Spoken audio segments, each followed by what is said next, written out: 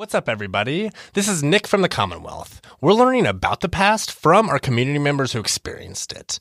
This time, we're talking with Ken Coolidge.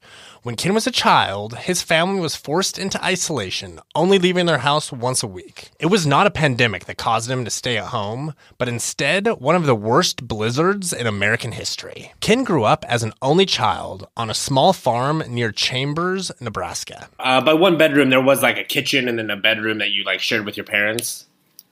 No, I slept in the dining room on the couch. Okay. He said their family life was pretty typical, up until November of 1948. That's when the first of many snowstorms covered states in the Great Plains like Nebraska, Kansas, South Dakota, and Wyoming. That storm in November caused hotel rooms and farmhouses to fill with travelers stuck in the blizzard. It was a harsh winter until a storm around Christmas and another one in early January made it historic. Between January 2nd and January 5th of 1949, the National Weather Service reported up to 40 inches of snow, the coldest January on record, and winds up to 70 miles per hour. So I don't remember the snow being so bad as the wind. And they had what they called half tracks. They plow the road open and you'd have to get your butt to town to make sure you got your food and everything and hurry home so you wouldn't get stranded along the way. And then how would you go back and forth to town? We had a car. Okay. And then you mentioned how bad the wind was. What did the wind feel like? Oh, it was bitter. This wind caused drifts to pile as high as 30 feet, blocking most railways and roads. And then, so how often were your parents able to get into town? Well, they tried to get there at least once a week. You didn't take very long doing it. Yeah, I can believe that. When that wind would blow the snow back in the tracks, it was just awful. While Ken's parents were outside saving the livestock, they left Ken bundled up in their house. We had a wood stove that we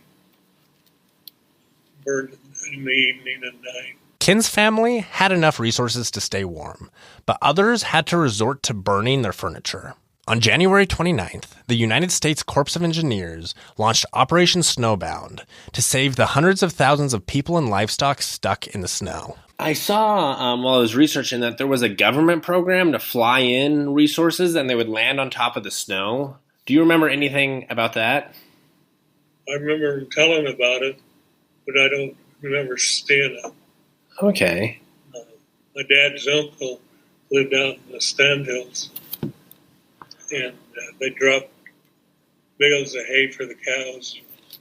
Operation Snowbound rescued 250,000 people, opened up 115,000 miles of road, and fed more than 4 million heads of cattle. However, dozens of people and 158,000 heads of cattle and sheep perished that winter. Similar to now, the families living through this were socially distant in times of crisis.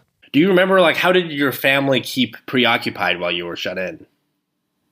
Oh, we played dominoes and checkers and canasta, just regular games. Okay. With all that time spent in isolation, Ken did take time to learn something new.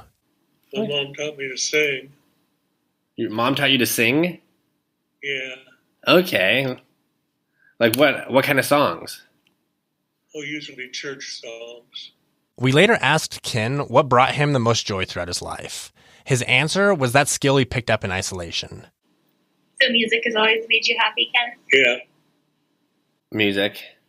Ken is currently in extreme isolation due to COVID-19. If you would like to send him a note, please leave a message in the comments section. We'll compile a list of all of them and send them over to Ken. Special thanks to the Omaha World Herald, the Nebraska Historical Society, and the National Weather Service for providing information or images for this episode. Tap subscribe and the thumbs up button to support our channel. If you text the keyword common to 31996, we'll hit you up next week when our new episode drops.